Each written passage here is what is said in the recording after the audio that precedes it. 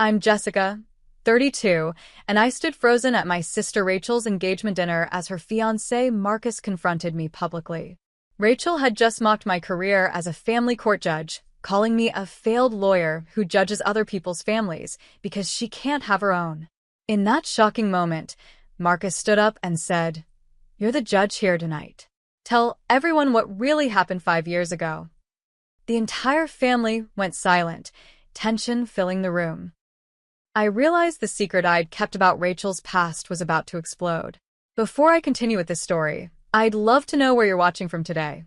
The events I'm about to share changed my entire understanding of family loyalty and justice.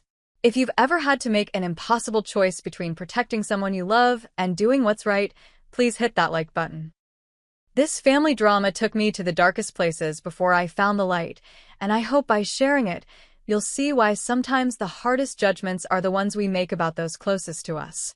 Subscribe if you want more stories about standing up for truth even when it costs you everything.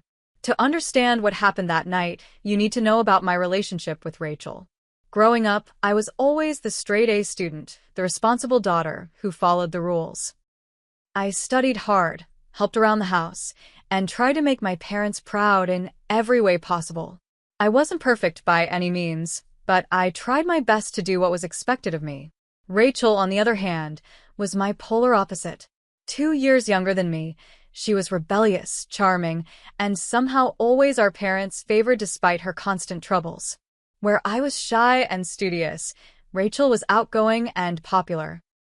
She could talk her way out of anything, flashing that winning smile that made teachers, parents, and pretty much everyone else forgive her latest transgression. Rachel's just spirited, my mother would say after she came home past curfew again. She's finding herself, my father would explain when she failed another class. Meanwhile, if I got an A- instead of an A, I'd face an hour-long lecture about living up to my potential. This dynamic defined our childhood. Rachel getting away with everything while I had to be perfect. I didn't resent her for it, not really. She was my little sister, and despite everything, I loved her. I thought it was my job to protect her, even from herself. When I left for college, I worked 2 jobs to support myself. My parents could have helped, but they were putting away money for Rachel's future because she might need it more. I didn't complain. I was proud of my independence and determined to make something of myself. Law school was my dream, and I threw myself into it completely. I graduated near the top of my class, passed the bar on my first try, and landed a job at a respectable firm. But even then, at family gatherings, my accomplishments were secondary to whatever new adventure Rachel was embarking on, whether it was backpacking through Europe on my parents' dime or starting a business that would inevitably fail within months. Rachel's pattern of taking from me became more apparent as we entered adulthood. She would borrow money with vague promises of repayment. She would flirt with men I was dating, sometimes successfully stealing them away with that effortless charm of hers. Once, she even interviewed for a job I had been pursuing, claiming she didn't know I was interested in the position. Each time, I forgave her. Each time, I told myself that's what sisters do. They forgive each other. My decision to become a family court judge wasn't part of my original plan. I had been working in family law, and a case involving a young girl caught in a custody battle between abusive parents changed my perspective. I realized I wanted to be in a position to actually help children like her, to make decisions that would protect them when the system and their own families failed them. When a judgeship opened up, I applied, and at 29, became one of the youngest family court judges in our state. Rachel's reaction to my appointment was telling. She congratulated me with a glass of champagne in one hand and a barb in the other. "Wow, so you're going to sit up there and judge other people's families? That's perfect for you, Miss Perfect." She laughed as though it was a joke, but I saw the jealousy in her eyes. After that, Rachel developed a new pattern. At every family gathering, she would find ways to belittle my career. "So did you ruin any families today, Judge Judy?" she would ask over Thanksgiving dinner. Or she would introduce me to her friends as my sister who couldn't make it as a real lawyer, so she became a judge instead. Each comment delivered with a smile, each barb disguised as sisterly teasing. And my parents? They would laugh along, telling me to lighten up when I finally objected. "She's just joking, Jessica," my mother would say. "Why do you always have to be so sensitive?" What none of them knew, what none of them seemed to notice, was that their words cut deeper because of what had happened 5 years ago.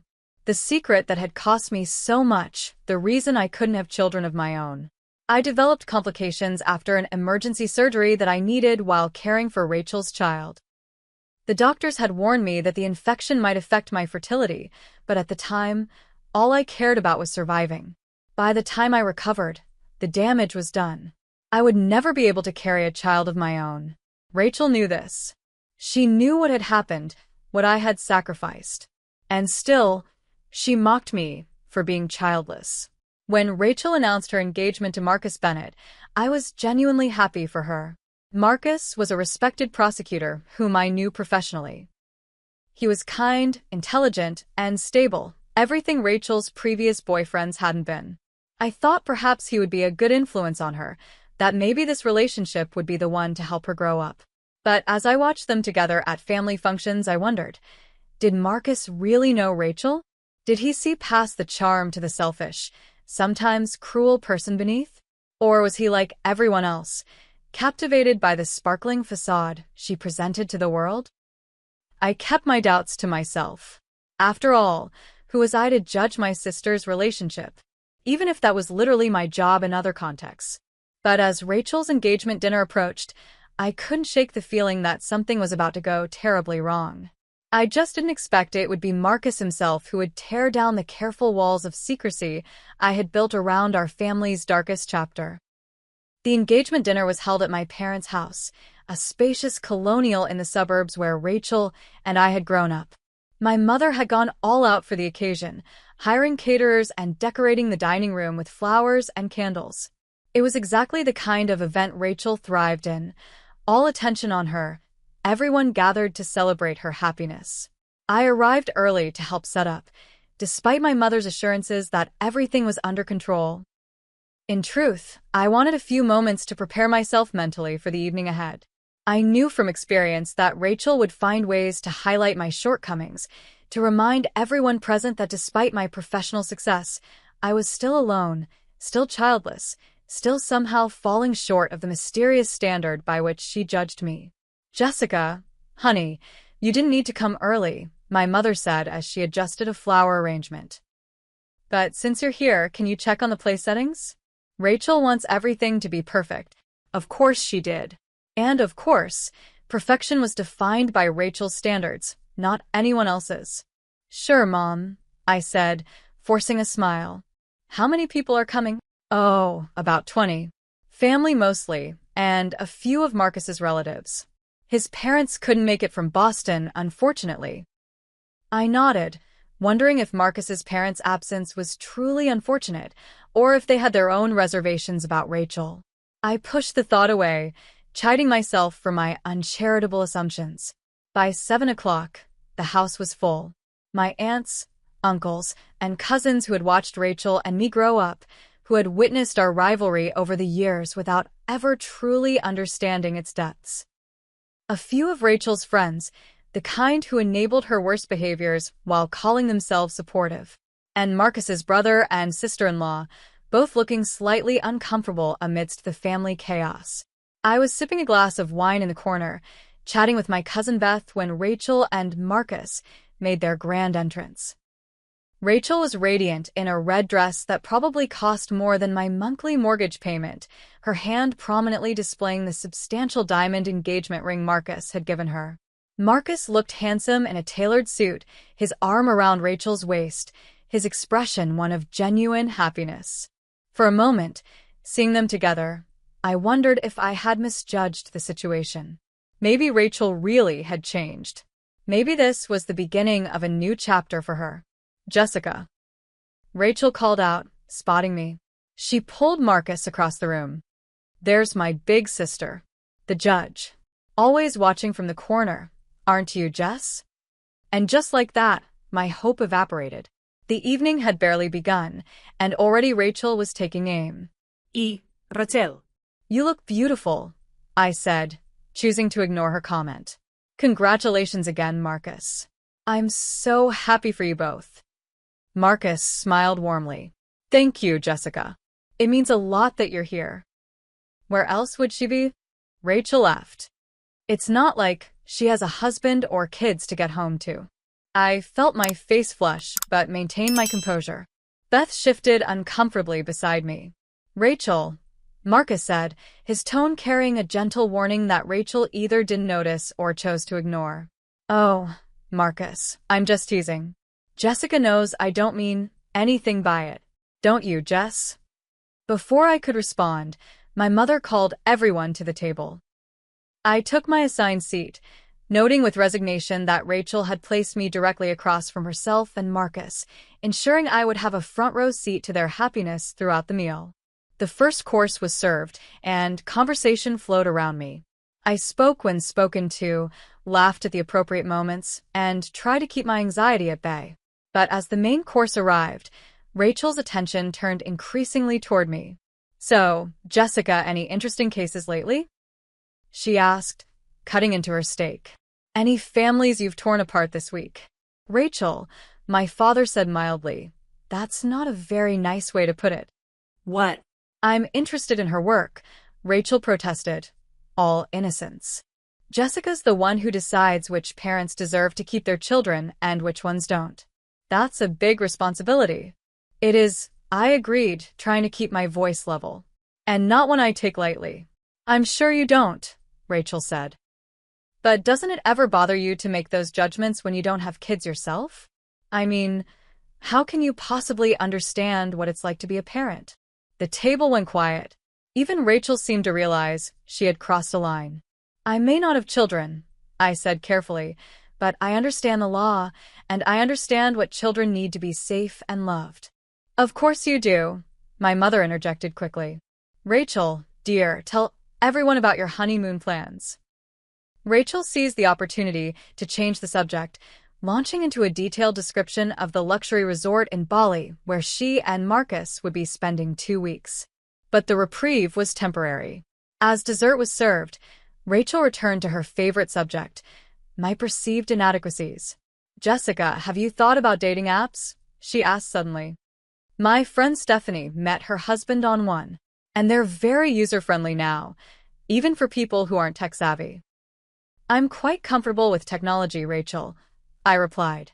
And yes, I've tried dating apps. And she pressed. No luck. I haven't met the right person yet. Well, you might want to hurry up, she said, her voice dripping with false concern.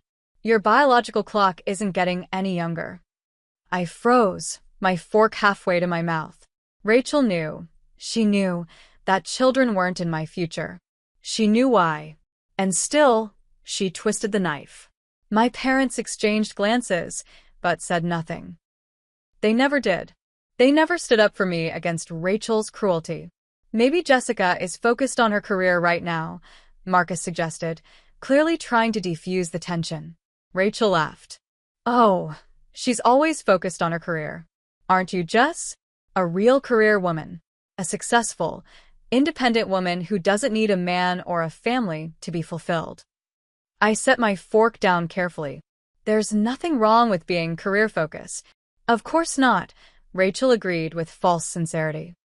Especially when it's all you have. I mean, let's be honest, you're basically a failed lawyer who judges other people's families because you can't have your own. The room went completely silent. My cousin Beth gasped. My Aunt Gloria covered her mouth. Even my father looked shocked at the nakedness of Rachel's attack. But before I could respond, before anyone could say anything, Marcus set his napkin down and stood up. His face had changed completely. The warm, affable expression was gone, replaced by something hard and resolute. He looked at me, then at Rachel, then back at me. You're the judge here tonight, he said, his voice clear and firm. Tell everyone what really happened 5 years ago. The tension in the room was suddenly so thick I could barely breathe. Rachel's face drained of color. Marcus, what are you doing? She hissed. But Marcus's eyes stayed on me. Waiting. Challenging. And in that moment, I knew. Somehow, Marcus had discovered the truth. The secret I had kept for 5 years, at great personal cost. The secret that had shaped my career, my life, my very identity. The question was, did I have the courage to finally speak it aloud? I'd kept quiet to protect my sister all these years. But as I looked around at my family, at my parents who had always chosen Rachel, at my relatives who had watched her mistreat me for decades without intervening, at Rachel herself, her beautiful face now contorted with fear and anger, I wondered who I was really protecting and at what cost. The secret of what happened 5 years ago had been eating me alive. Maybe it was finally time to let it out. If you've ever had to choose between keeping a toxic family secret and speaking your truth, you know exactly how I felt in that moment. The weight of silence can be crushing, but breaking it? That's terrifying too. I was about to change everything, for better or worse. Stay with me as I reveal what really happened 5 years ago and how it changed all our lives forever.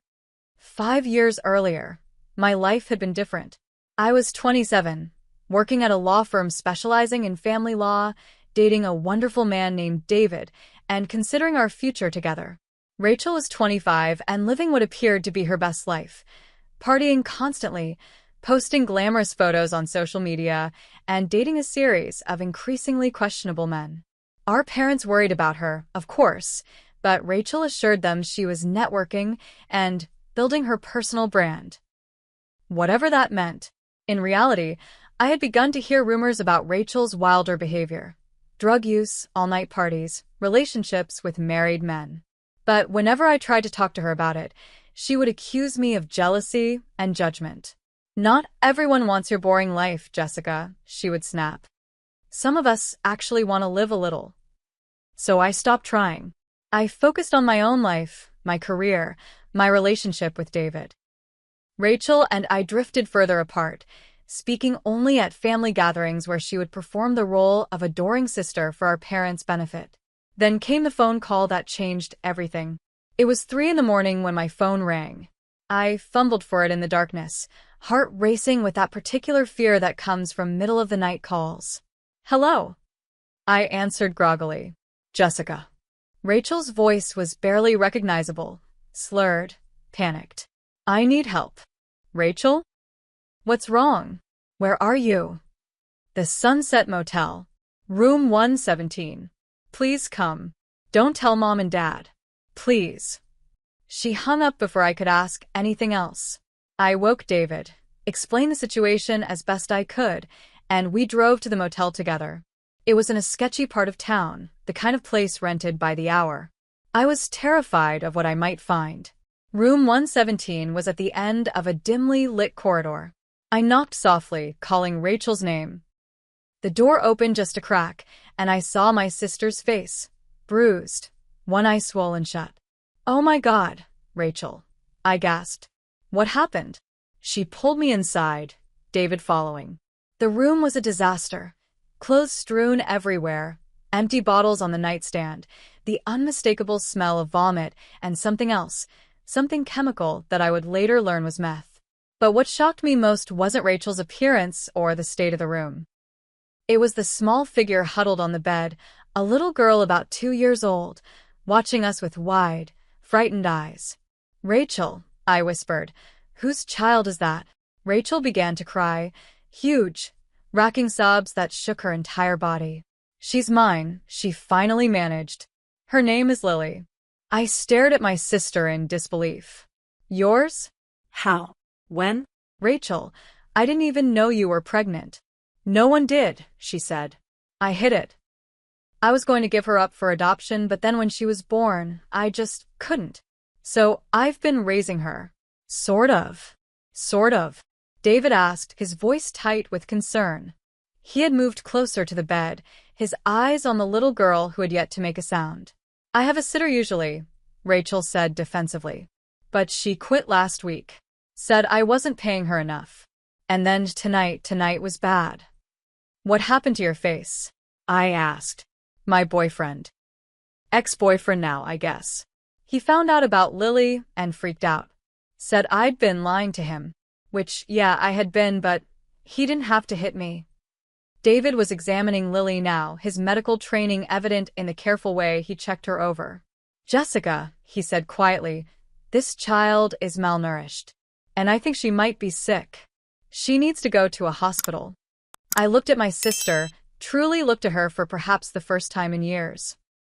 She was rail-thin, her once beautiful face ravaged by what I now recognized as months, maybe years of drug use. She wasn't capable of caring for herself, let alone a child. "We need to get both of you to a hospital," I said firmly. Now. Rachel didn't argue, which told me more than anything else how bad the situation was. We drove them to the emergency room, where doctors confirmed David's assessment.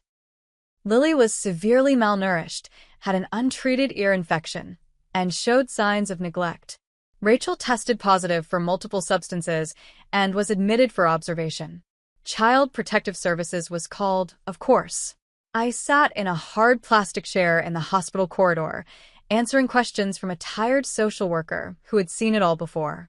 No, I hadn't known about the child.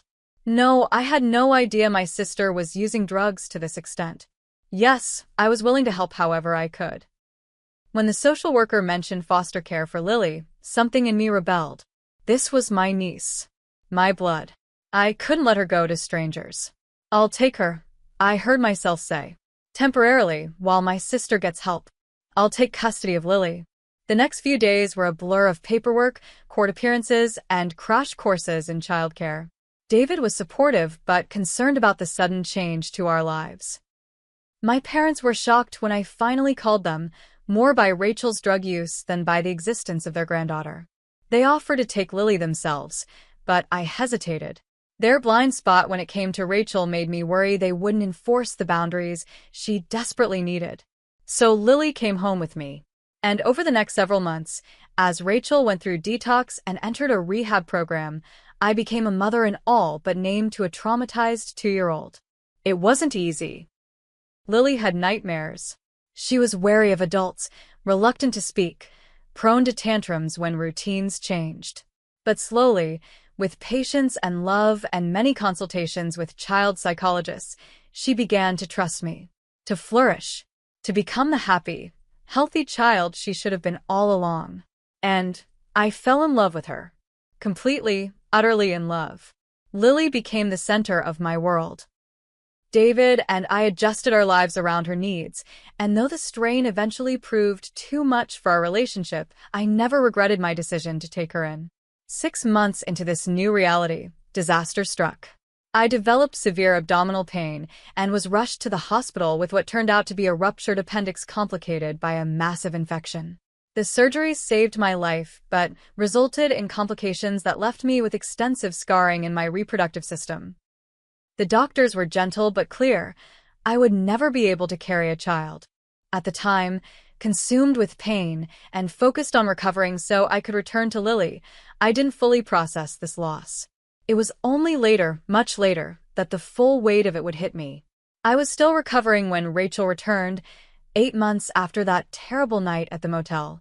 She was clean, looked healthy, and had a new boyfriend in tow. A wealthy real estate developer named James who seemed genuinely smitten with her. "I'm ready to be a mom now," Rachel announced during her first visit to my apartment. "James and I are getting a place together. He loves kids, can't wait to meet Lily." After everything that had happened, after all the progress Lily had made, Rachel expected to simply waltz back in and reclaim her daughter as though she'd left her with a babysitter for the weekend. "Rachel," I said carefully, "Lily has been through a lot. She's stable now, happy. A sudden change wouldn't be good for her." "She's my daughter," Rachel said, a familiar stubborn set to her jaw. "I made mistakes, I know that. But I'm better now. I have a right to raise my own child." I wanted to argue. I wanted to point out that rights come with responsibilities Rachel had abdicated. I wanted to fight for Lily with everything I had. But then James mentioned lawyers. Expensive lawyers.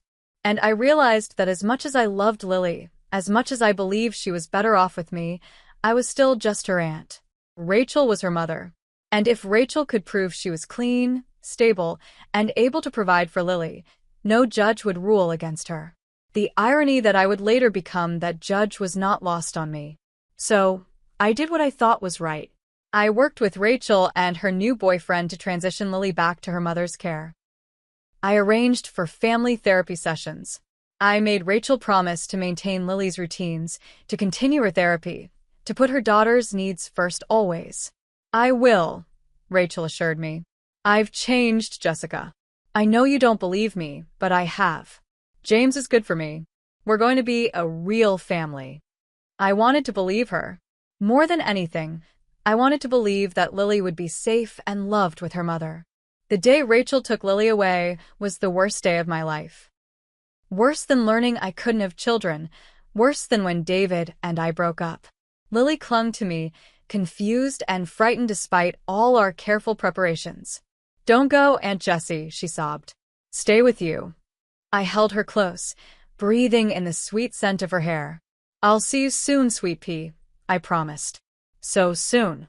And you're going to have fun with your mommy and James. Remember all the toys they got for your new room?"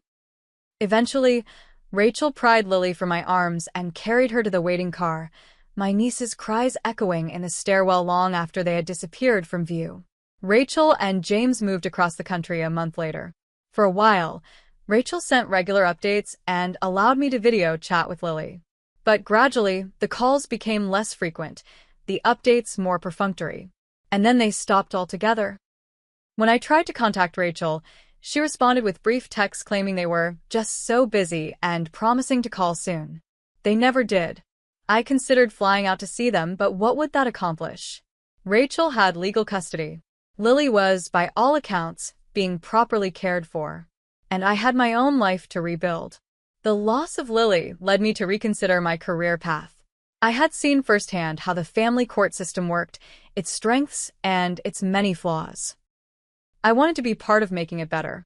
When a judgeship opened up, I applied, my personal experience informing my professional ambitions. As a judge, I took an oath of confidentiality regarding the cases that came before me. But my experience with Lily and Rachel was personal, not professional. Still, I kept it private. Partly to protect Rachel, partly to protect Lily, and partly, I admit, to protect myself from the pain of revisiting that loss. My parents knew some of what had happened, of course, but not the full extent of Rachel's neglect or my attachment to Lily. They certainly didn't know about my infertility, a private grief I shared with no one. And so the secret remained buried, a shadow over my life that no one else could see. Until Marcus somehow unearthed it and brought it into the harsh light of that engagement dinner.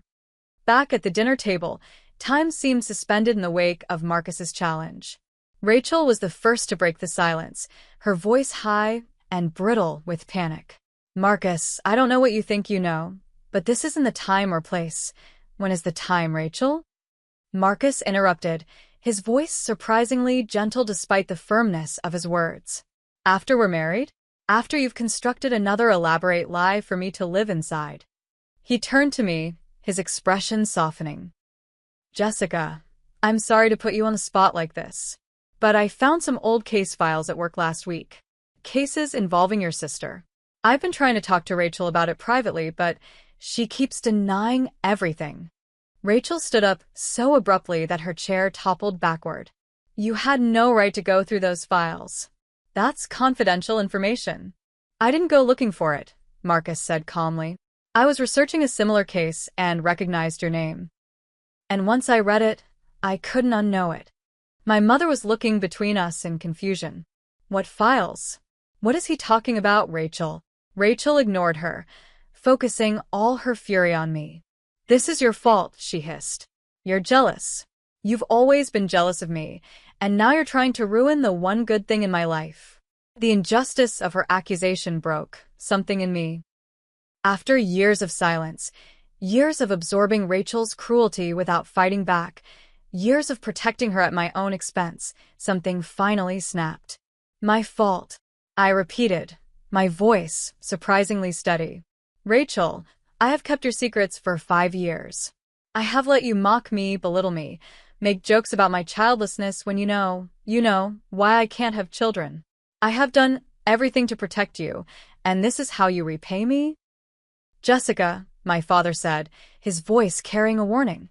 "Whatever this is about, We don't need to air our dirty laundry in front of guests. I laughed, a sound so bitter I hardly recognized it as coming from me. Of course not. Heaven forbid we acknowledge anything unpleasant in this family. Heaven forbid Rachel ever face consequences for her actions. What actions? My mother demanded. Will someone please explain what's going on? I looked at Marcus, who nodded encouragingly. Then I took a deep breath and told the truth. All of it. The late-night call. Finding Rachel beaten and high with a toddler I hadn't known existed. Taking custody of Lily while Rachel went to rehab. Falling in love with my niece. The surgery that left me unable to have children of my own. Rachel's return with her wealthy new boyfriend. Her decision to take Lily away. The last time I spoke to Lily was over 4 years ago. I concluded, my voice breaking. Rachel moved across the country and gradually cut off all contact. I didn't fight it because I thought Lily was better off with her mother. I thought Rachel had changed. The silence that followed my story was deafening.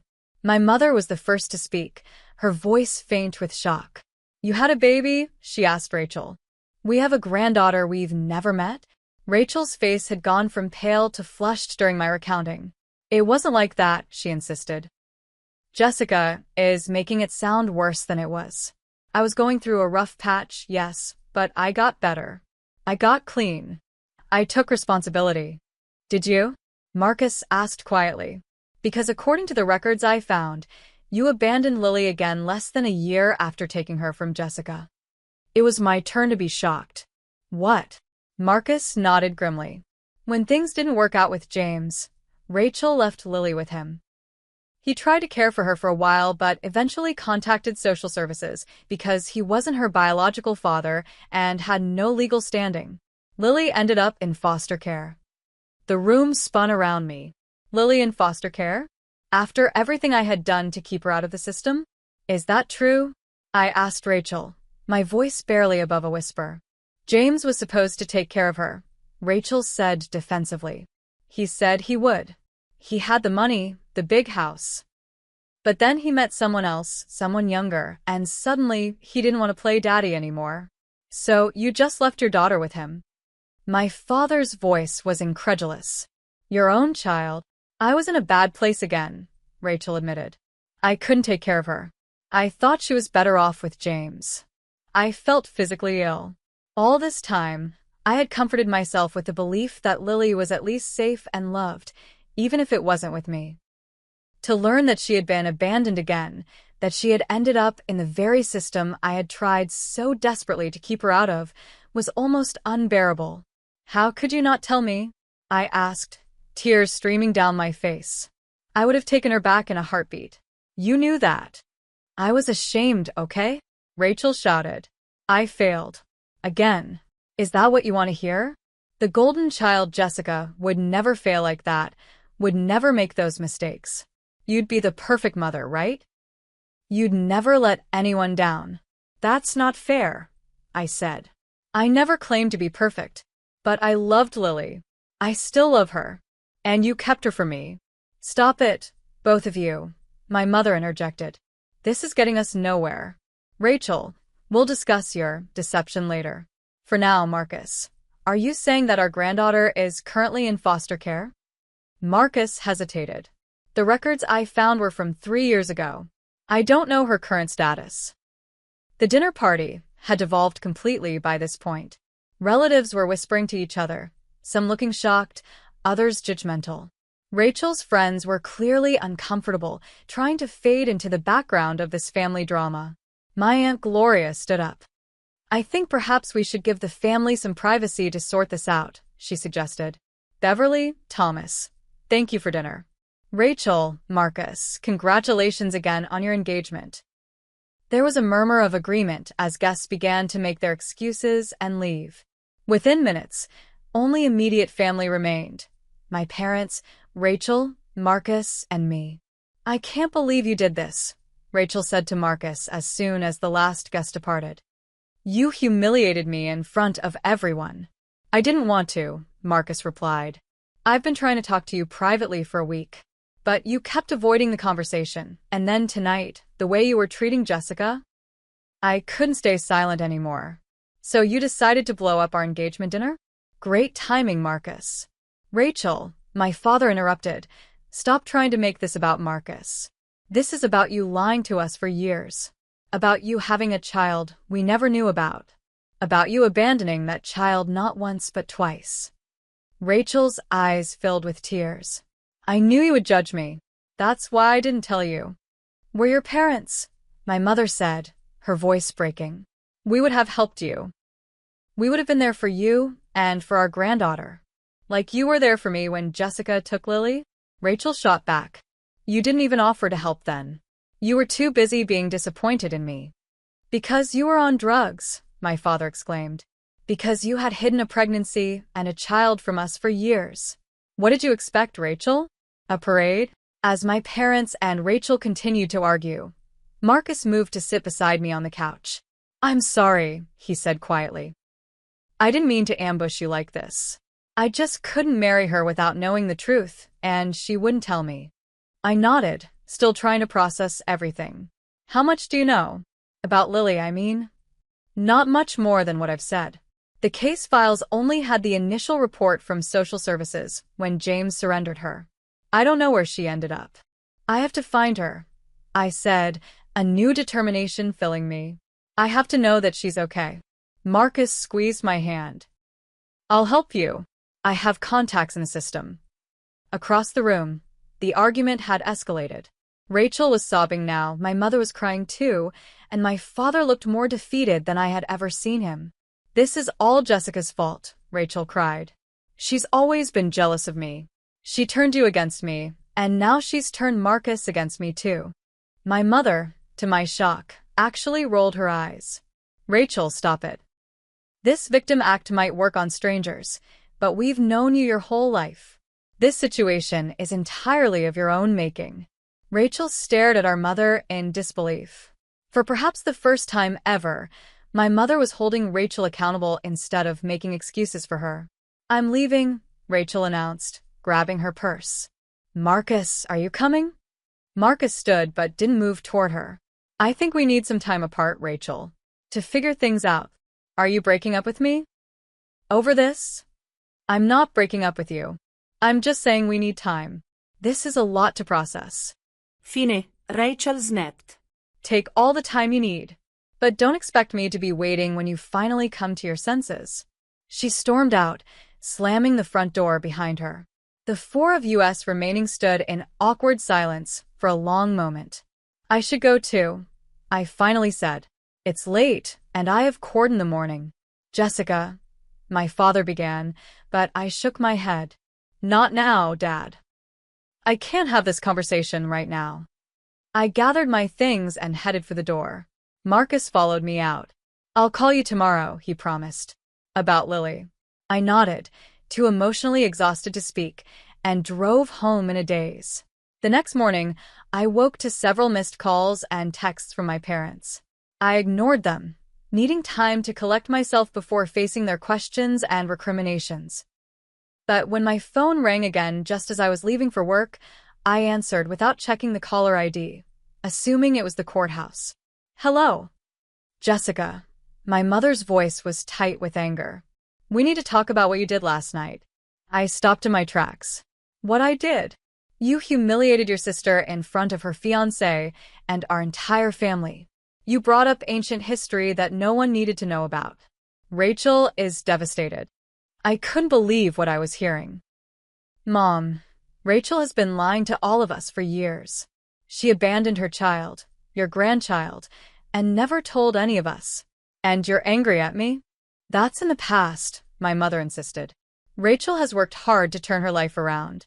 She's finally happy, finally stable, and you couldn't stand it, could you? You had to ruin it for her.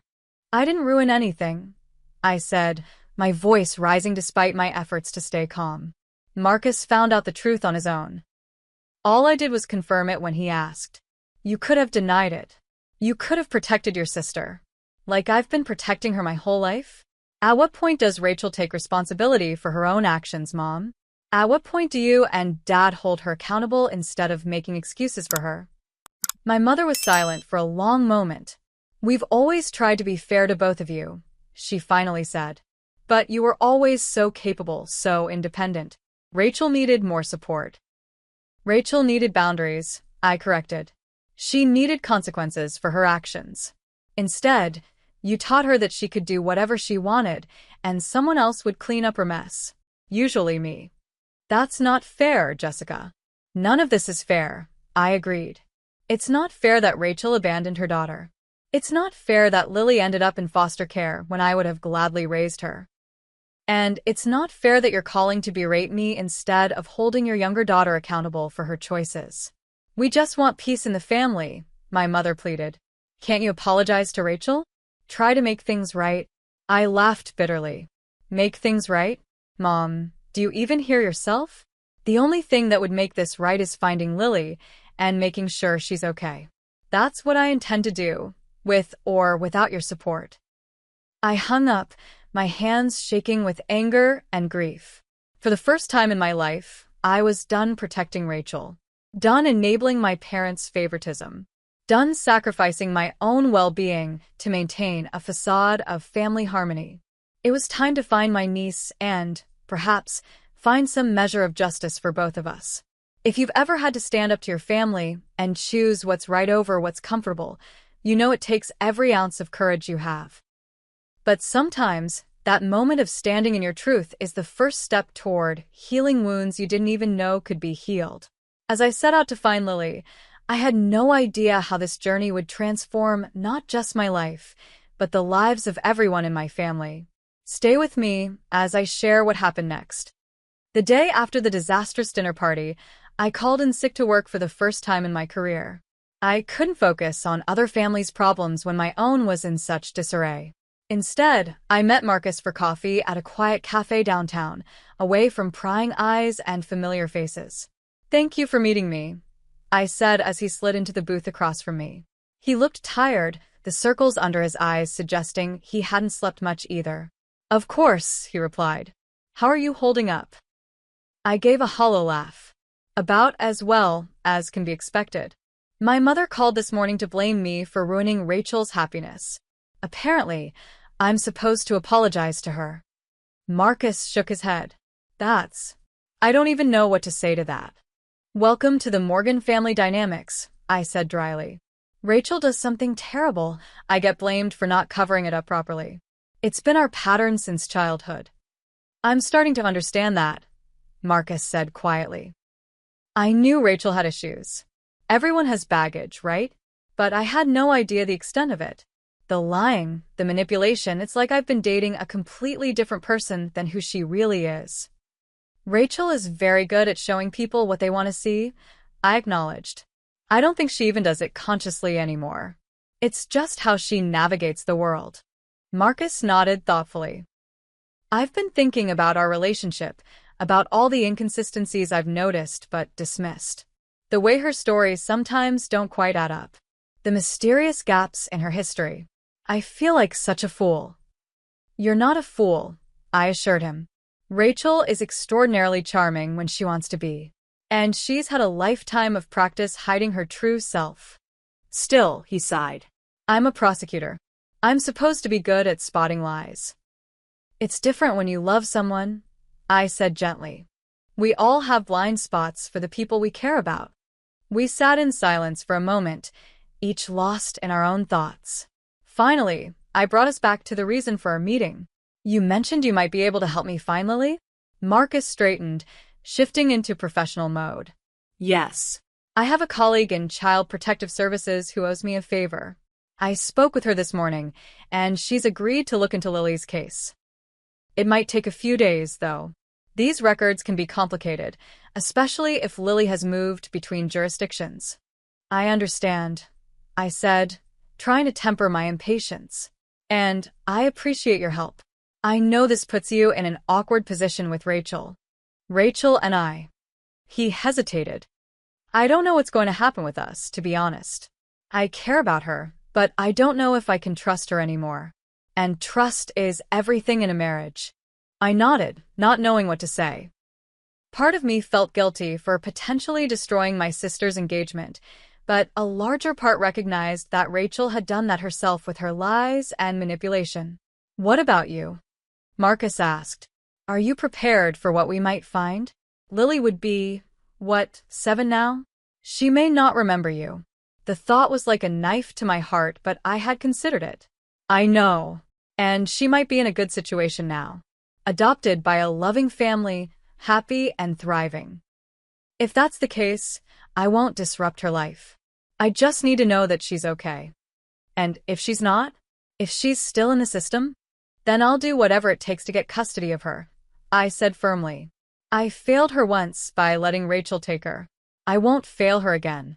Marcus studied me for a long moment, then nodded. I believe you, and I'll help however I can. True to his word, Marcus's contact at CPS came through 3 days later. Lily was indeed still in the foster system, having been moved between 4 different homes in the past 3 years. Her current placement was with a foster mother named Eleanor Reed, who specialized in children with emotional and behavioral issues. Armed with this information and a carefully crafted legal strategy, I took another day off work and drove to the suburban neighborhood where Eleanor Reed lived. The house was a modest ranch-style home with a well-kept yard and a basketball hoop in the driveway. There were toys scattered across the lawn, evidence that children lived here and were allowed to play freely. I sat in my car for several minutes, gathering my courage. What if Lily didn't remember me? What if she was angry that I had let her go? What if she rejected me outright? Eventually, I forced myself to approach the door and ring the bell. It was answered by a woman in her 50s with kind eyes and a no-nonsense demeanor. Eleanor Reed? I asked. My name is Jessica Morgan. I called earlier about Lily. Recognition dawned on her face. Yes, of course. Come in, please. She led me to a comfortable living room and gestured for me to sit. Lily's at school right now, she explained. She should be home in about an hour. That gives us some time to talk, which I think is important before you see her. I nodded, relieved and disappointed at the same time. How is she? Eleanor's expression was carefully neutral. Lily is complicated. She's extremely bright, creative, sensitive. But she has significant trust issues, as you might expect given her history. She struggles with attachment, with believing that people who say they love her won't eventually leave. My heart ached at this description. Has she talked about her early life at all? About her mother, or me? She doesn't speak much about her past, Eleanor said. But she does have one clear memory that she mentions sometimes. A woman she calls Aunt Jessie, who used to sing to her and make her feel safe. Would that be you? Tears sprang to my eyes. Yes, I whispered. Yes, that's me. Eleanor's expression softened. I thought so. The timing fits with what little information I have about her case. May I ask, how did she end up in your care specifically? Lily has been through several foster placements, Eleanor explained. She's what the system calls a difficult placement. She has trouble connecting with foster parents, often acts out when she starts to feel comfortable somewhere, almost as if she's testing whether they'll send her away. And unfortunately, several did. I've had her for about 8 months now. We've had our challenges, but we're making progress. I nodded, trying to absorb this information without letting it overwhelm me. What happens now? Legally, I'm her aunt, but I have no custody rights currently. That depends on what you want to happen, Eleanor said frankly. Are you looking to re-establish contact with Lily? Visit occasionally? Or are you seeking custody? Ultimately, I want what's best for Lily, I said carefully. If that's remaining with you, then I would never disrupt that. But yes, ideally, I would like to pursue custody. I've never stopped loving her or thinking about her. Eleanor studied me thoughtfully. I appreciate your honesty and your consideration for Lily's well-being. Too often, I see biological family members waltz back into a child's life expecting everything to be easy, not understanding the damage that's been done. I understand it won't be easy, I assured her. I'm a family court judge. I see these cases every day. I know the road ahead would be long and complicated for both of us. She raised an eyebrow. A judge? That's impressive. My experience with Lily actually influenced my career path, I admitted. I wanted to be in a position to help children like her. Before Eleanor could respond, we heard the front door open and the sound of children's voices in the hallway. That would be Lily and the others, Eleanor said, standing. I'll talk to her first, explain who you are. It might be best if this first meeting is brief. We don't want to overwhelm her. I nodded, my heart racing. Of course. Whatever you think is best.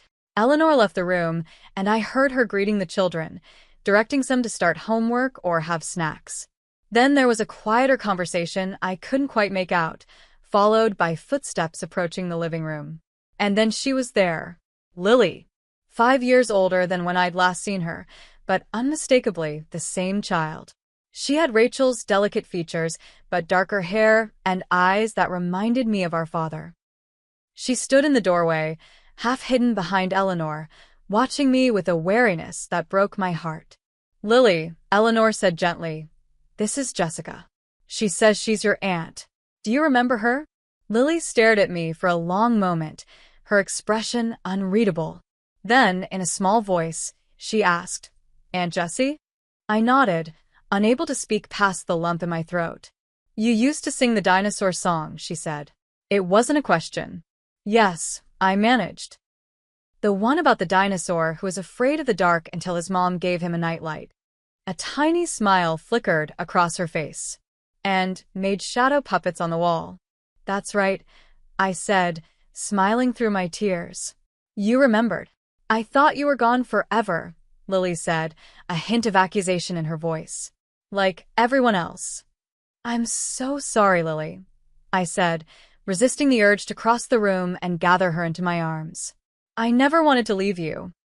I never stopped thinking about you, or loving you. She regarded me skeptically, with a worldliness no 7-year-old should possess. That's what they all say. I know, I acknowledged. And I know it's not fair to ask you to trust me right away. But I hope you'll give me a chance to prove it to you. Lily looked up at Eleanor, who nodded encouragingly. Miss Ellie says you want to visit me sometimes. I'd like that very much, I said. If that's okay with you. Lily considered this for a moment. I guess that would be okay. She finally said with the elaborate casualness of a child trying not to show how much they care. If you want to. I do want to, I assured her. Very much. Our first meeting was brief, as Eleanor had suggested. We talked a little about Lily's school, her favorite subjects, art and science, and the book she was currently reading. I was careful not to make promises I couldn't keep or to push for more emotional connection than she was ready for. When it was time for me to leave, Lily surprised me by asking, Will you come back tomorrow? If Miss Ellie says it's all right, I replied, looking to the foster mother for guidance. Eleanor smiled. I think that would be fine. Perhaps you could come for dinner? I agreed eagerly, already counting the hours until I could see Lily again. Over the next few weeks, I established a routine of regular visits with Lily. I rearranged my court schedule to free up afternoons and weekends. Eleanor was supportive, recognizing the positive effect our reconnection was having on Lily despite some initial setbacks. During this time, I also met with Marcus to discuss legal strategy. His experience as a prosecutor, combined with my knowledge of family court, gave us a strong foundation for building a case for custody.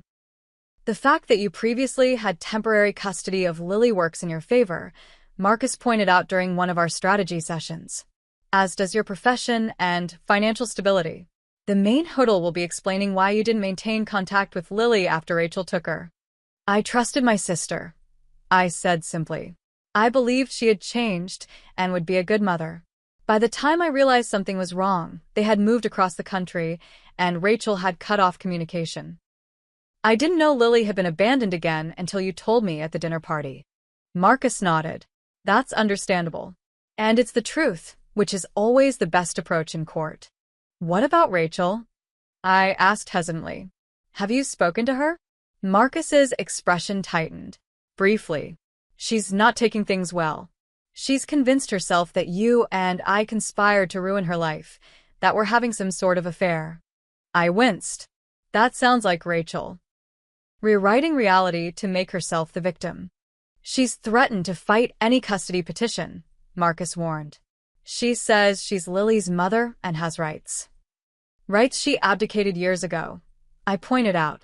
But yes, I expected as much.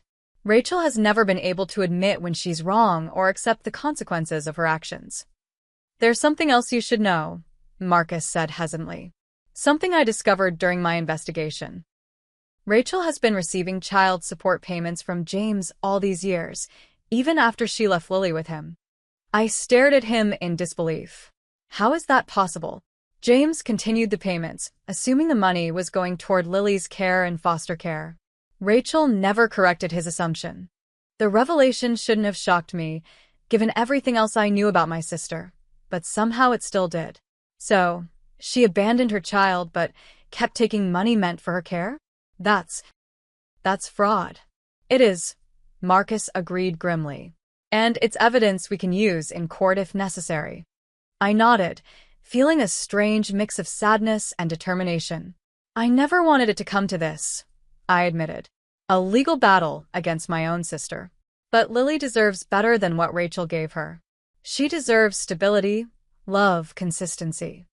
She deserves you, Marcus said simply. As my relationship with Lily strengthened and my legal strategy took shape, I knew I was approaching a point of no return. Filing for custody would mean permanently altering my relationship with my sister, possibly with my parents as well. It would mean committing to raising a child with significant emotional needs, rearranging my life and career to accommodate her. But when I looked at Lily, at her cautious smile that appeared more frequently now, at her intelligent eyes that watched me for signs of rejection, at the way she gradually allowed herself to lean against me during our reading sessions, I knew there was no choice to make. I had failed her once by letting her go. I wouldn't fail her again. The day I filed the custody petition was both terrifying and liberating. I was taking a stand, not just for Lily, but for myself. For the first time in my life, I was directly challenging the family dynamics that had shaped and often damaged me. I was saying, clearly and publicly, that Rachel's behavior was unacceptable, that her charm and manipulation would no longer shield her from consequences. As I expected, Rachel retaliated immediately. She called our parents, told them I was trying to steal her daughter. She sent me threatening texts and voicemails. She even contacted my supervisors at the courthouse, suggesting I was abusing my position as a judge to pursue a personal vendetta. None of it deterred me. With Marcus's support and Eleanor's guidance, I stayed focused on what mattered, giving Lily the stable, loving home she deserved. The legal process moved forward, and a court date was set. As the day approached, I felt a strange sense of calm. Whatever happened, I had done everything I could. I had acted out of love for Lily, not out of anger at Rachel. And for perhaps the first time in my life, I was standing firmly in my own truth, regardless of what my family thought of me. The night before the hearing, I received an unexpected call from Rachel. "Jessica," she said when I answered, her voice surprisingly subdued. "We need to talk." "I don't think that's a good idea," I replied cautiously. "Not the night before court. Anything you want to say can go through our lawyers." "Please," she said, and I was startled to hear what sounded like genuine emotion in her voice. "Just hear me out. Then you can decide what to do." Against my better judgment, I agreed to meet her at a neutral location, a coffee shop near my apartment. When I arrived, Rachel was already there, looking uncharacteristically disheveled. The polished facade she usually presented to the world was cracking. "Thank you for coming," she said as I sat down across from her. "What do you want, Rachel?" I asked, keeping my voice level. She took a deep breath. "I want to make a deal. Drop the custody case, and I'll make it right with Mom and Dad. I'll tell them it was all a misunderstanding. We can go back to the way things were." I stared at her incredulously. "The way things were? You mean with you mistreating me at every opportunity and our parents enabling you? With Lily in foster care, while you cashed child support checks meant for her care? That's your idea of making it right?" "You don't understand," Rachel insisted. "I'm trying to save our family. If you go through with this tomorrow, if you tell a courtroom full of strangers all our private business, there's no going back. Mom and Dad will never forgive you." "Maybe they won't," I acknowledged. "But I need to be able to forgive myself." And I could never do that if I abandoned Lily again. She's my daughter, Rachel said, a note of desperation entering her voice. Whatever mistakes I've made, she's still mine. Being a mother isn't just biology, Rachel. It's showing up. It's putting your child's needs above your own. It's doing the hard work day after day, even when it's inconvenient or difficult. You haven't done any of that. I could change, she insisted. I could do better. I shook my head, not unkindly. You've had 7 years to be Lily's mother. You chose not to be. Now I'm choosing to be there for her in the way she deserves. Rachel's expression hardened. So that's it? You're choosing a kid you barely know over your own sister? Your own family? I'm choosing what's right, I said simply. Something our family has never been very good at. I stood to leave, but Rachel grabbed my wrist. You'll regret this, she said, her voice low and intense. When Mom and Dad disown you, when you're all alone with a troubled kid who's more than you bargained for, you'll wish you had listened to me. I gently removed her hand from my wrist. Goodbye, Rachel. I'll see you in court tomorrow. As I walked away, I felt an unexpected lightness. Rachel's threats, which once would have terrified me into compliance, now held no power. I was no longer the little girl desperate for her family's approval, willing to sacrifice her own well-being to maintain peace. I was a woman standing in her own power, fighting for what she believed in. Tomorrow would bring its own challenges, but for tonight, that realization was enough. The irony of entering a family courtroom as a petitioner rather than a judge wasn't lost on me. I had sat on the bench for countless custody hearings, listening to passionate arguments from both sides, weighing evidence and testimony to determine a child's fate. Now I would be the one pleading my case, subject to another judge's evaluation and decision. The courtroom was familiar yet strange from this new perspective. The polished wooden tables, the state seal on the wall, the slightly uncomfortable chairs, all looked different from the other side of the bench. I sat beside my attorney, David Kaufman, a respected family law specialist whom I knew from professional circles. Marcus sat directly behind us, a silent show of support that meant more than he could know. Rachel arrived just minutes before the hearing was scheduled to begin, accompanied by an attorney I recognized as Stuart Reynolds, one of the most expensive family lawyers in the city. My parents followed, taking seats directly behind Rachel in a clear show of allegiance. Neither of them looked in my direction. Eleanor entered with Lily's court-appointed guardian ad litem, a woman named Patricia Chun whom I knew to be thorough and child-focused. Lily herself wouldn't be present for most of the proceedings, a standard practice to shield children from potentially traumatic courtroom confrontations. Judge Harriet Wilson entered, and we all rose. I had appeared before Judge Wilson many times as an attorney, but never as a judge myself. She was fair, experienced, and not easily swayed by emotional appeals, exactly the kind of judge I aspired to be. Good morning, Judge Wilson said after taking her seat.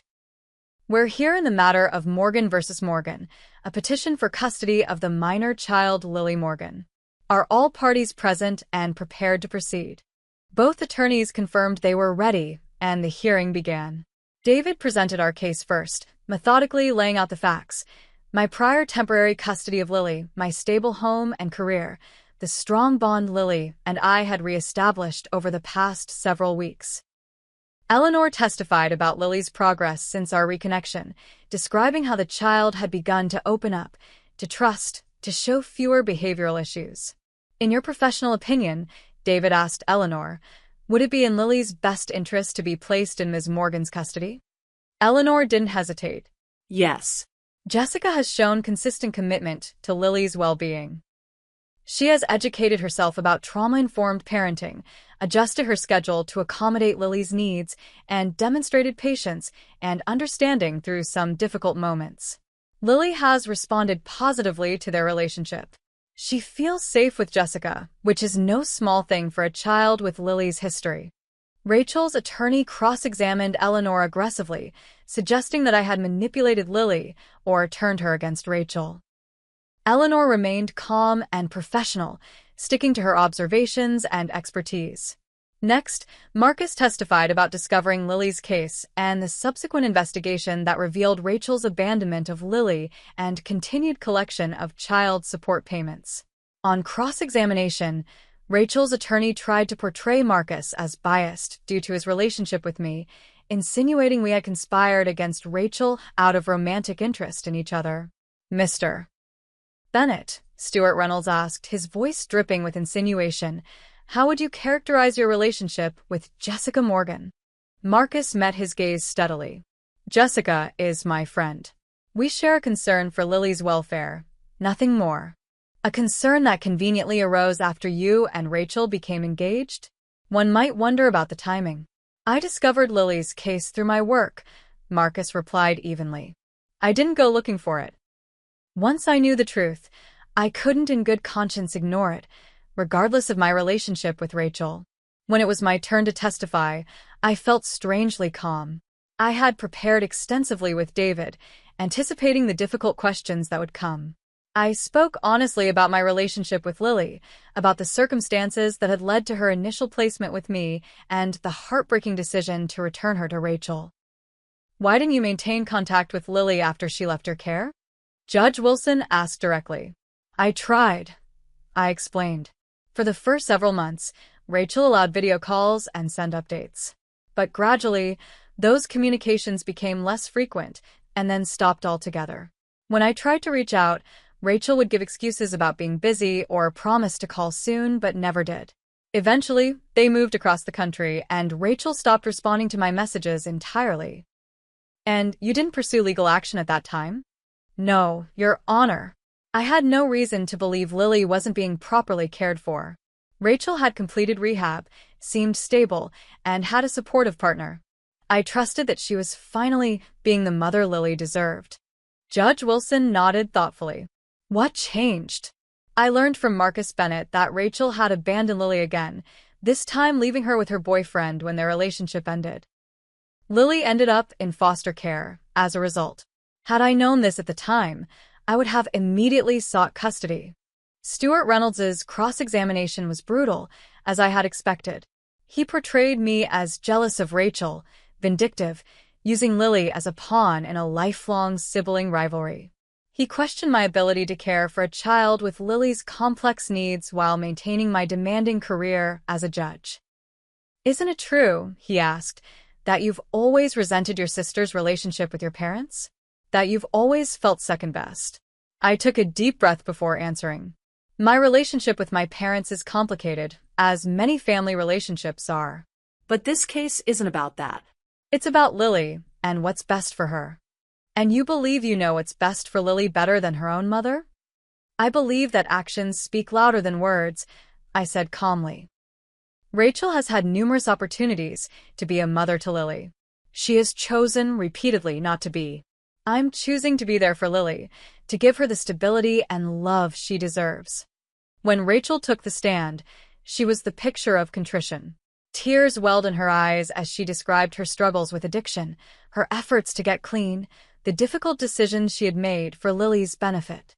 I was young and stupid, she admitted. I made terrible mistakes. But I've grown. I've changed. I want a chance to be the mother my daughter deserves. Ms. Morgan, Judge Wilson asked, can you explain why you left Lily with James Crawford when your relationship ended? Rachel dabbed at her eyes with a tissue. I was in a bad place emotionally. James was stable, had a good job, a nice home. I thought Lily would be better off with him temporarily while I got back on my feet. Did you maintain contact with Lily during this period? Rachel hesitated. I called when I could. It wasn't as often as I should have, I know that now.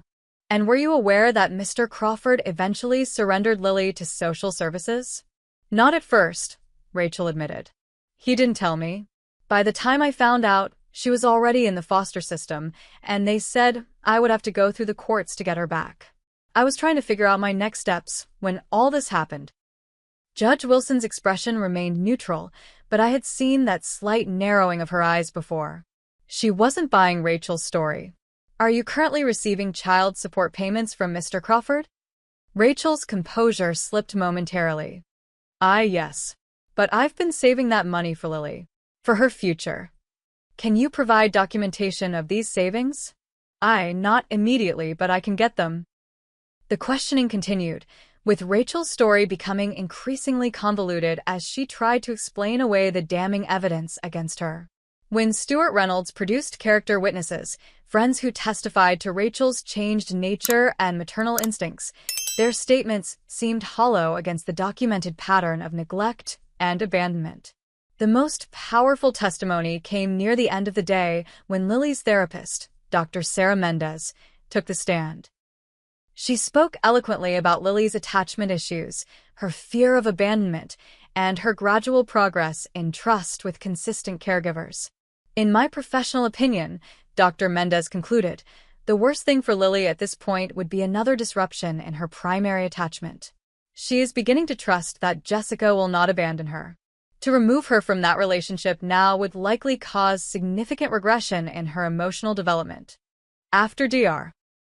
Mendez stepped down, Judge Wilson called for a brief recess to review the evidence before hearing closing arguments. As we filed out of the courtroom, I caught sight of Rachel in an intense conversation with her attorney. She looked frustrated, her carefully constructed facade crumbling as the reality of her situation became clear.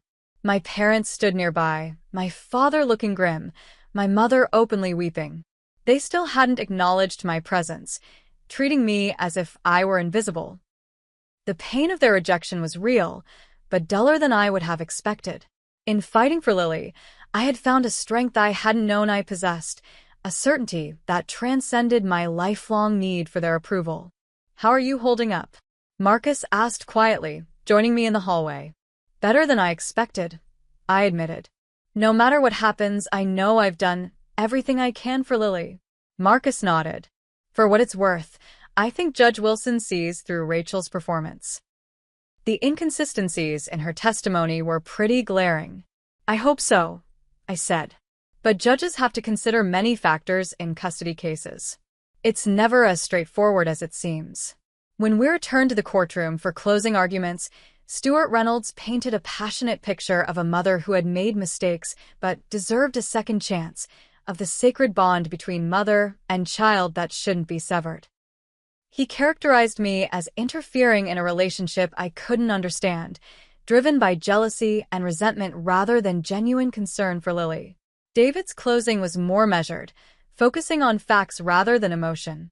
He reminded the court of Rachel's pattern of abandonment, her failure to maintain contact with Lily, and her continued collection of child support payments for a child she wasn't caring for. He emphasized my stable home, my professional understanding of family dynamics, and most importantly, the strong bond Lily and I had formed.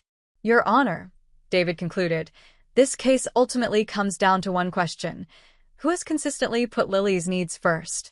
The evidence clearly shows that Jessica Morgan has been the one constant in this child's life, the one person who has always considered Lily's welfare above all else." We asked the court to recognize that reality and grant full custody to Ms. Morgan. Judge Wilson thanked both attorneys and announced she would take some time to consider her ruling. "This is a complex case with significant implications for all involved, particularly the child," she said. "I want to give it the careful consideration it deserves. Court will reconvene tomorrow morning at 9 for my decision." The hours of waiting that followed were among the longest of my life. I went home to my empty apartment, trying to distract myself with work, with television, with anything that might keep my mind off the imminent decision that would shape not just my future, but Lily's as well. I had done everything I could. I had spoken my truth, presented the evidence, and fought for what I believed was right. Now it was in Judge Wilson's hands. Around midnight, my phone rang. I answered without checking the caller ID, assuming it might be David with some last-minute question or information. "Hello, Jessica." It was my father's voice, sounding older and more tired than I had ever heard it. "We need to talk." I sat up straighter, instantly alert. "Dad, is everything okay?" "No," he said simply. "Nothing is okay. Our family is being torn apart in a public courtroom. Your mother hasn't stopped crying since we got home." Guilt tugged at me, but I pushed it aside. "I'm sorry for Mom's pain. I truly am. But this isn't about hurting anyone. It's about protecting Lily. Is it? He challenged. Or is it about finally getting back at Rachel for all the times you felt we favored her over you? The accusation stung, but I had anticipated it. Dad, I understand why you might think that. But I want you to consider something. If I were motivated by jealousy or revenge, would I be fighting to take on the responsibility of raising a traumatized 7-year-old? Would I be rearranging my entire life, my career, my future plans? That's not revenge. That's love. There was a long silence on the other end of the line. Finally, my father sighed. Rachel says she's changed. That she deserves another chance. Maybe she has changed. I conceded. I hope for her sake that she has. But Lily can't afford to be another test case for Rachel's growth. She's already been abandoned twice. She needs certainty, stability, permanence. And you think you can provide that? I know I can, I said with quiet conviction. I love her, Dad. I've loved her since the moment Rachel placed her in my arms 5 years ago. I never stopped loving her, even when I couldn't be with her. Another long pause. Your mother and I, we should have seen what was happening. With Rachel, with Lily. We should have been there for you both. It was as close to an apology as my father had ever come. Yes, I agreed softly. You should have been. I don't know what the judge will decide tomorrow, he said. But whatever happens, I want you to know that I'm proud of you, Jessica. For standing up for what you believe is right, even when it wasn't easy. Even when it meant standing against your family. Tears filled my eyes. Thank you, Dad. That means more than you know. Get some sleep, he advised. Tomorrow will be a long day for all of us. I hung up, my heart lighter than it had been in years. My father's words weren't a full reconciliation, and they certainly didn't erase decades of hurt. But they were a beginning, a small acknowledgement that perhaps, finally, he saw me. Sleep came eventually, though it was restless and filled with anxiety dreams. I arrived at the courthouse the next morning feeling simultaneously exhausted and wired, my nerves stretched to their breaking point. Marcus was waiting outside, a cup of coffee in each hand. He handed one to me with a small smile. Thought you might need this. You're a lifesaver, I said gratefully, taking a long sip. Have you seen Rachel or my parents? He shook his head. Not yet. But I did see Eleanor and the guardian ad litem heading in a few minutes ago. We made our way into the courtroom, where David was already reviewing his notes. The room gradually filled as 9 o'clock approached. Rachel arrived with Stuart Reynolds, looking composed but tense. My parents slipped in just before the bailiff called the court to order, taking seats in the middle of the gallery rather than directly behind Rachel, as they had the day before. I took it as a small but significant sign. Judge Wilson entered, her expression giving nothing away. After the formalities were concluded, she cleared her throat and addressed the courtroom. In custody cases, she began, the court's primary concern is always the best interest of the child. This standard encompasses many factors: stability, continuity, the child's emotional needs, the capacity of each potential guardian to provide care and guidance, and the history of the relationships involved. She paused, looking down at her notes. Having carefully reviewed the evidence and testimony presented in this case, I find a clear pattern of behavior from Rachel Morgan that is inconsistent with the stable, nurturing environment that Lily Morgan requires. Despite multiple opportunities to maintain a relationship with her daughter, Ms. Morgan has repeatedly chosen to abdicate her responsibilities as a parent. Rachel made a small, distressed sound, but Judge Wilson continued, without acknowledging it.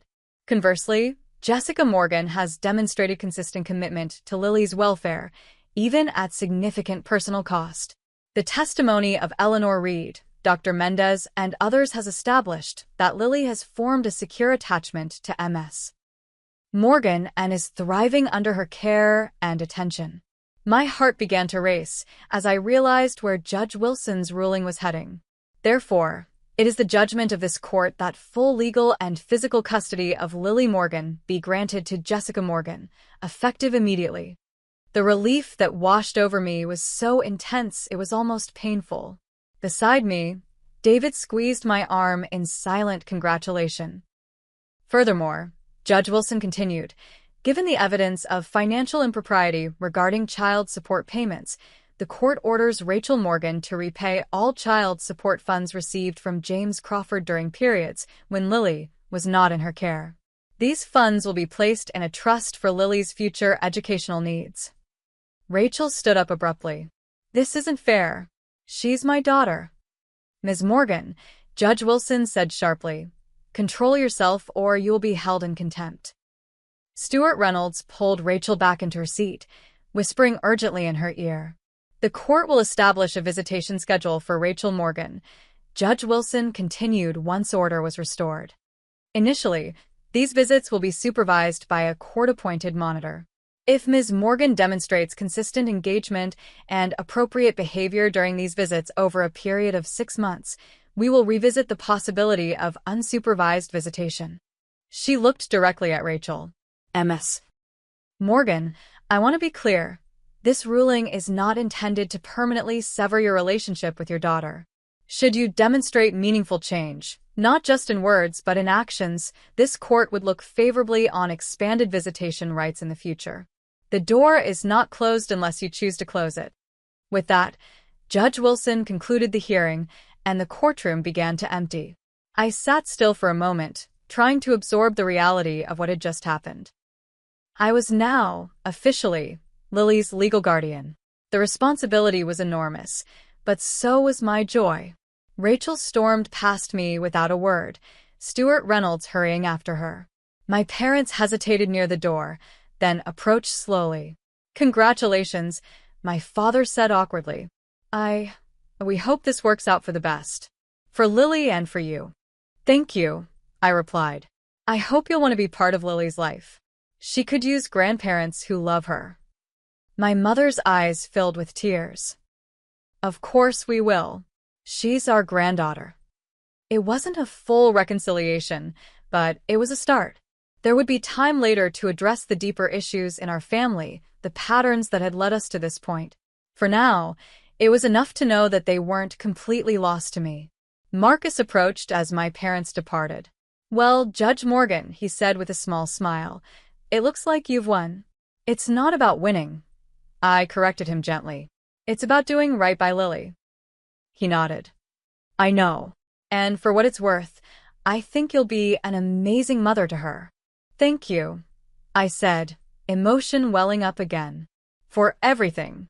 I couldn't have done this without your help. Yes, you could have, he disagreed. You're the strongest person I know, Jessica.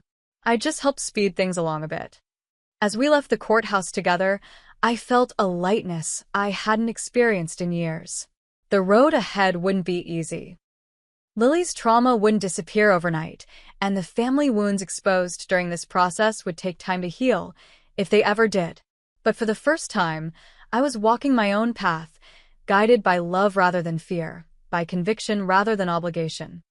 The 6 months following the court's decision were a whirlwind of change and adjustment.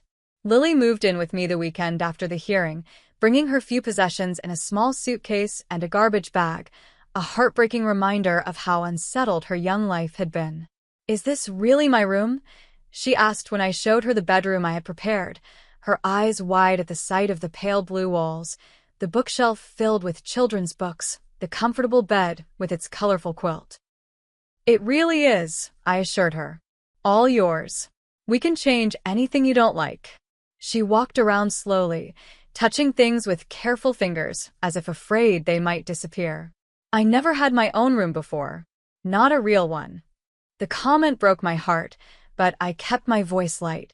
Well, you have one now. And it's yours for as long as you want it. There were challenges, of course. Lily had nightmares several times a week, waking in terror, convinced I had left her. She tested boundaries constantly, as if waiting for me to give up on her the way others had.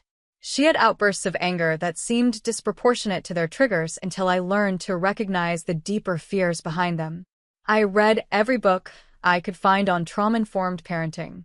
I consulted with Dr. Mendez weekly. I joined a support group for adoptive and foster parents. I learned, slowly and sometimes painfully, how to be the parent Lily needed. My career required adjustment as well. I reduced my caseload temporarily, rearranged my schedule to accommodate school pickup and therapy appointments, and learned to set firm boundaries between work time and family time. Some of my colleagues were understanding, others were not. I didn't care. Lily came first now, and I made sure everyone knew it. Rachel followed through on her threats to fight the custody ruling, filing appeal after appeal, each more desperate than the last. She showed up for only 2 of the supervised visits scheduled with Lily, both times behaving so inappropriately that the court monitor had to end the sessions early. After that, she seemed to lose interest, missing subsequent appointments without explanation. My parents, true to their word, made efforts to be part of Lily's life. They visited regularly, bringing thoughtfully chosen gifts and taking genuine interest in getting to know their granddaughter. There was still awkwardness between us, still unaddressed hurts and patterns, but we were trying. For Lily's sake, and perhaps for our own as well. Marcus remained a steadfast friend throughout this transition period. He helped with practical matters, assembling furniture for Lily's room, recommending a good pediatrician, even picking Lily up from school one day when I was stuck in court longer than expected. More importantly, he provided emotional support when the weight of my new responsibilities felt overwhelming. "You're doing great," he assured me during one particularly difficult week when Lily had been sent home from school for hitting another child. "Lily's adjusting. You're adjusting.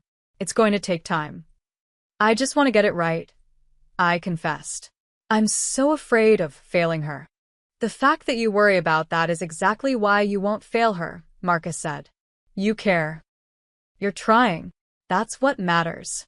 For months after Lily came to live with me, Rachel announced she was moving to California to pursue new opportunities. She made no arrangements for continued contact with Lily, not even a goodbye.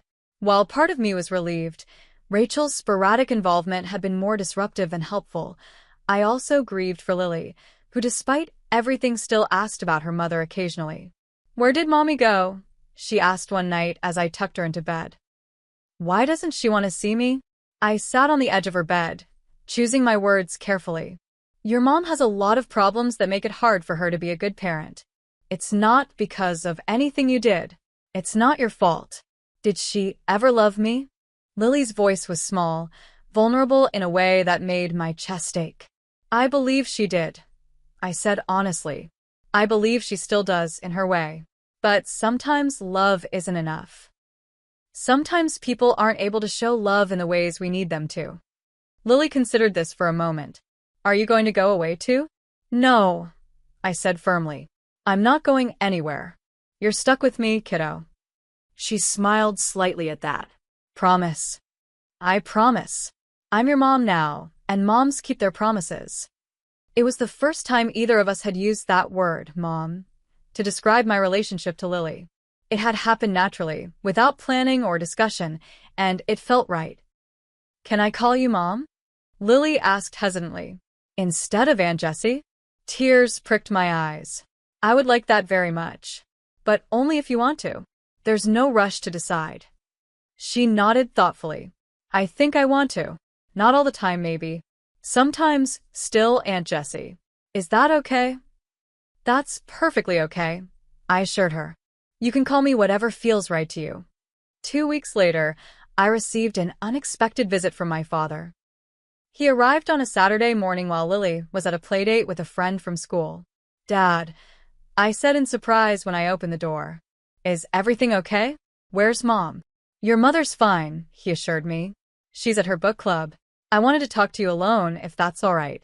I invited him in, curious and slightly apprehensive. We had been civil, even friendly, during his visits with Lily, but we hadn't had any substantive conversations about the events of the past year. "Coffee?" I offered. "Please." As I prepared the coffee, my father wandered around my living room, looking at the photographs now displayed on the walls. Lily at the park, Lily and me making silly faces for the camera, Lily proudly holding up an art project from school. "She's flourishing with you," he observed as I handed him a mug. "Anyone can see that." "She's an amazing kid," I said. Resilient, smart, funny. I'm lucky to have her. My father took a sip of his coffee, then set the mug down carefully. Jessica, I owe you an apology. Several, actually. I blinked in surprise. Dad, you don't have to. Yes, I do, he interrupted. I've been doing a lot of thinking since the custody hearing.